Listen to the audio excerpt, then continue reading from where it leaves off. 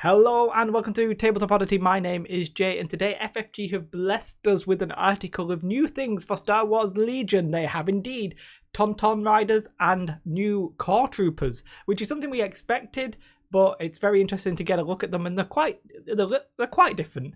Now, before I carry on, if at the end of the video you do like the video, then do press the like button, please. And if you're not already subscribed, then please also consider doing that. And yeah, let's crack on. We'll just have a look at them. We'll start. The Tauntaun Riders are possibly the most interesting thing here, but we'll come back to them. Really incredibly lovely models. I'm just going to say that right now. Loving the models. Keep that work up. So, a new core unit. Now, I think this might mean something big for Clone Wars being announced next month, but we'll get to that when I get to that. So, the Rebel Trooper, the Rebel Veterans, sorry, I should really officially call them. Love the models. Very aesthetically pleasing, I think. I love this paint that they've done on them, but let's have a look. They appear to be 48 points because the generic upgrade guy is 12 points, so that makes sense that they would be 48. Now, what they can do is the coordinate emplacement trooper basically means if you've got an emplacement trooper near you, I'm not sure what the range is. Range 4? No, it can't be range 4. It must be range 2. You can, when these guys get an order, the Rebel Veterans, you can pass, you can give an order to an emplacement trooper. So basically, if you have these guys next to the FD turret, the FD cannon, you give an order token to these, you can give one to the FD cannon, which is pretty potentially strong, but pretty interesting as a whole. Now, there are a couple of interesting things again about this is, yeah, the white defense dice, but they have a defensive surge and an offensive surge, an offensive surge, and they've still got that black dice. So 48 points, you could have 4 guys with black dice on defensive surges, which I think is pretty good, because you will occasionally see a list with just naked Rebel troopers, and these, in one sense, are better because of the surges. They're going to hit more. Not necessarily because they don't have nimble. Instead of nimble, they have a defend 1, which basically, when they are issued an order, they get a dodge token. Oof, oof, oof. I like that as a concept, possibly going forward. I think that's pretty strong. Now, what the actual interesting thing here is, you may have noticed on the far left, this guy who sort of looks like an emplacement trooper himself. Before we talk about him, we'll talk about this heavy, because I think this card here is that guy, and it looks like to be maybe 4 or 5 black, 4 or 5 white dice. But the interesting thing is that it's got critical 2, which from blurry reading this text, it seems that it will change your surges to crits, which is very interesting indeed. Pretty good for like taking down vehicles or just getting through cover. And now I think it surges to crits. If it's dice to crit, like hits to crits, then that would be pretty damn strong. But that's an interesting keyword. Now again, another astute among you here. There are 2 cards. What is this? Does say essentially the extra heavy is his own card, and it talks about this at the bottom here. But I won't just read the text for you.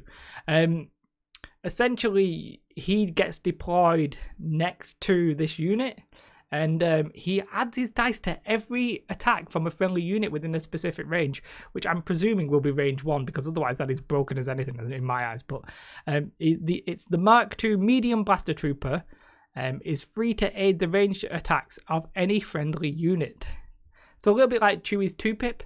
Now, in my eyes, that sets up a really good possibility of making a gun line, or at least like a gun core, where you just set up your strongest, best range shooters, and you just put them all near this guy, and this guy just adds his dice to that attack.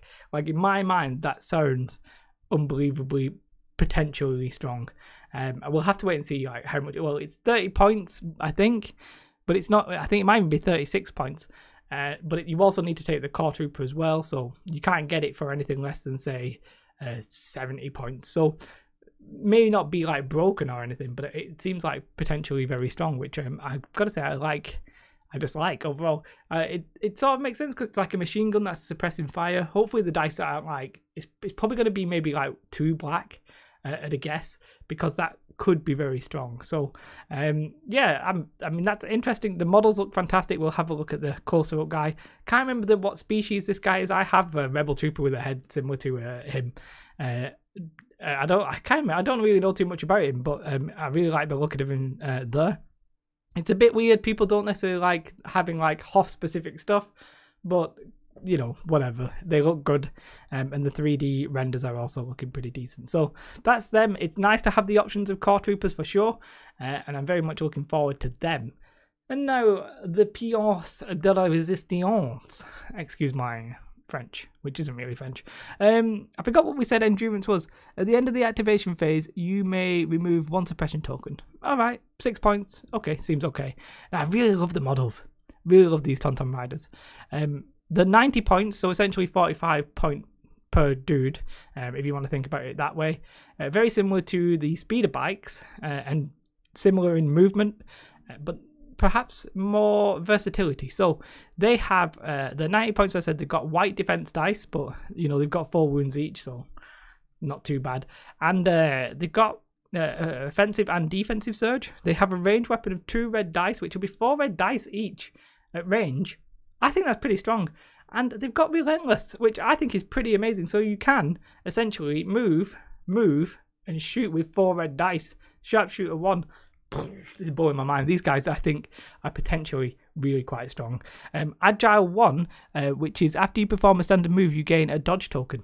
So you want to activate them early, catch somebody out in the open, and sort of just try and be in a decent position so you get cover, and you've got your dodge token. Oof, I like it. Relentless means you're going to be able to attack, and that basically, it's like charge but better because you get to do a range attack with it. So you can move and shoot, or you can move, you could aim, move into combat and charge. There's so many like different things you can do there. With reposition, it also means when you're going to perform a move, you can essentially do a pivot, which is fantastic. Going to make them more maneuverable than just straight line. It basically makes them not infinitely maneuverable, but like considerably maneuverable, if not totally. Like you can get them wherever you want. Sharpshooter 1, you're going to negate 1 cover. Fantastic. So the best you can be against you is heavy cover. Oof. I like the sound of these guys. Unhindered means you're not going to get slowed down, which is thematic, but like, you know, you're only going to get knocked down by 1, so they were going to go to movement 2, so you're pretty much always going to stay at movement 3. So 8 wounds for 90 points, movement 3 with relentless and agile 1 and all that kind of stuff.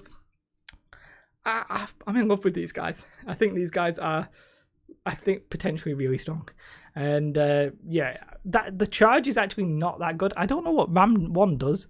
I don't think it's explained here. Apologies if it is. I haven't properly fully read everything.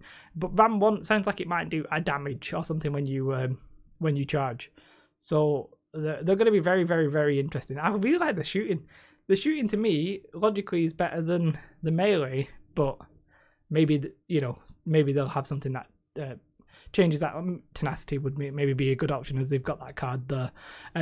Really like them. I mean, this scene here, this thematic scene with the Tauntauns and the Hoth troopers, or the veteran troopers as we should really be calling them, fantastic. And the 3D models, it's like, oh, we're finally getting like monstery kind of creatures into the universe, which obviously we had the Wookiees, but they're pretty humanoid but with fur, aren't they? And they're scheduled at quarter 2. Now, I sort of thought we'd get both Rebels and Imperial core troopers at the same time with a character, but we're not obviously getting that because of Sabine and Bosk, but there you have it. All in all, I think these are very, very interesting. The Hoth troopers, I'm really intrigued about that one where you can add dice to other attacks. I think that's potentially really strong. And the fact that they've got a surge on the attack and defense means if you're going to run a naked trooper unit, these are all right, aren't they? You know, keep them in cover. You can gain a dodge if you need to in a pinch. Yeah, happy with those. But the Tauntaun Riders, I think they are potentially really good. Speed is very strong. Just to get around the board wherever you need to be can be very important in this game, and they have that in abundance. Relentless and that agile, giving them the dodge. I think they're really going to be quite strong. For the Imperials, what are we going to get? Well, everybody thinks we're getting, so it's heavily rumoured that we would get is it Shore Troopers? Shore Troopers. But everybody's now consigned to the fact that we're probably going to get dewbacks. So you'd think dewbacks and snow, you'd think like desert troopers or what have you. But dewbacks and Shore Trooper?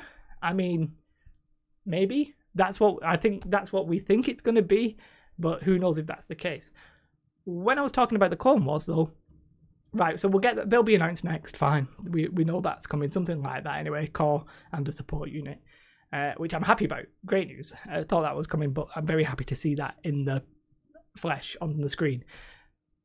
This means that this is not getting announced at Adepticon on the 28th of this month, but we are getting Legion news at that point, and there are no rumors as far as I know for what is coming out after these guys. What I personally think is happening is that we're going to get the first reveal of the Clone Wars. I'm pretty up on this. Like, I think this is definitely happening, and I'm going to shout it until it comes true. There could be something else or what have you, but I think stay tuned for that. I think we're going to get an article before then, and then I think we're going to get Clone Wars at Adepticon announced and revealed, and I'm very excited. I do apologise. I don't know what that accent was. I'm just going to leave. I think that's the best thing I can do right now. But yeah, very excited for these guys. Do like and subscribe if you're not already. Consider Patreon if you really want to support the channel, see more better reps and stuff like that. Have the most beautiful day though, and goodbye.